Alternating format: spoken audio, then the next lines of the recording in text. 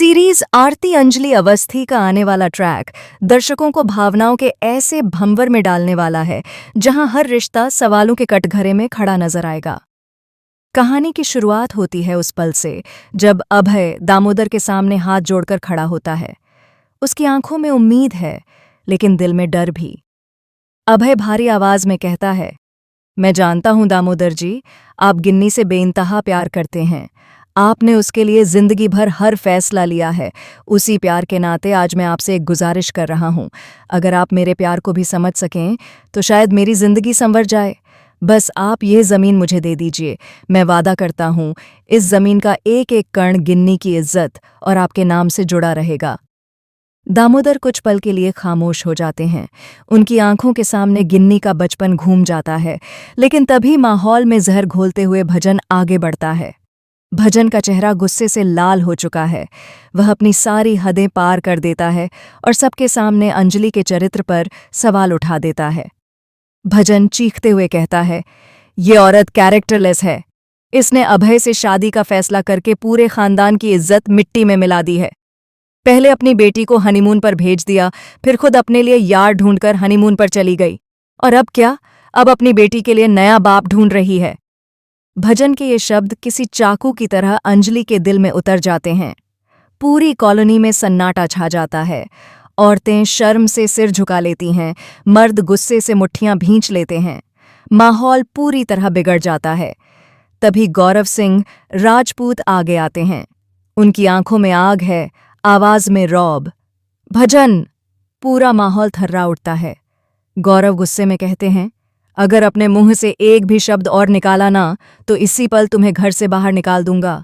याद रखना, तुम यहां घर जमाई हो, मालिक नहीं। भजन सहम जाता है, लेकिन उसकी नफरत कम नहीं होती। इस बीच राघव अपनी बहू अंजलि के सामने हाथ जोड़ लेते हैं। उनकी आंखों में आंसू हैं। बहू, तुम इन लोगों की घटिया बातों पर ध्यान मत दो। तुम औरत के रूप में हमारे घर की लक्ष्मी माँ हो, जिसने इतना सहा, जिसने सब कुछ सहकर भी परिवार को जोड़े रखा। लेकिन हर कहानी में कोई न कोई ऐसा होता है जो आग में घी डाल दे। साधिका अपनी जुबान पर काबू नहीं रख पाती। नहीं, वह तीखी आवाज में कहती है, ये लक्ष्मी नहीं है। लक्ष्मी कभी घर की इज्जत को इस तरह सरेआम नहीं उछालती। अंजलि का दिल टूट जाता है, लेकिन वह रोती नहीं। वह सीधी खड़ी होकर कॉलोनी के बीच अभय की तरफ देखती है और दो टूक शब्दों में कहती है, इस शादी में सिर्फ सिंदूर और मंगलसूत्र होगा, इसके अलावा कुछ नहीं। मुझे छूने की कोशिश भी मत करना। अभय की आंखें भर आती हैं। वह शांत आवाज में कहता है, नहीं अंजलि, मैं तुमसे कुछ नहीं मांगता। मैं बस तुमसे शादी करना चाहता हूं। जब तक तुम खुद नहीं चाहोगी, मैं तुम्हारे पास भी नहीं आऊंगा। रात के सन्नाटे में अंजलि अमन की तस्वीर के सामने बैठ जाती है। तस्वीर से बातें करते हुए उसकी आवाज कांप जाती है।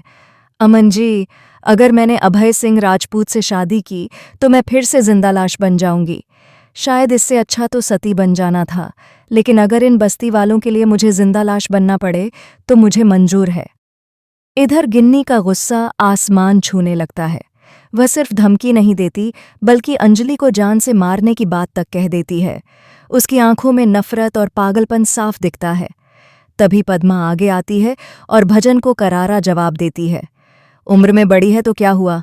बेटी की शादी हुई है, दामाद है तो क्या हुआ? जीने का अधिकार सबको होता है। माना रिश्ते में वो इनके जेठ लगते हैं, लेकिन शादी तो होगी।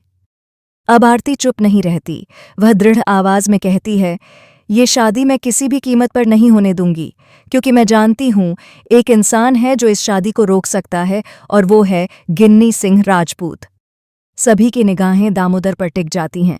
दामोदर भारी मन से गिन्नी की तरफ देखते हैं और उसके हाथ में गन सौंप देते हैं।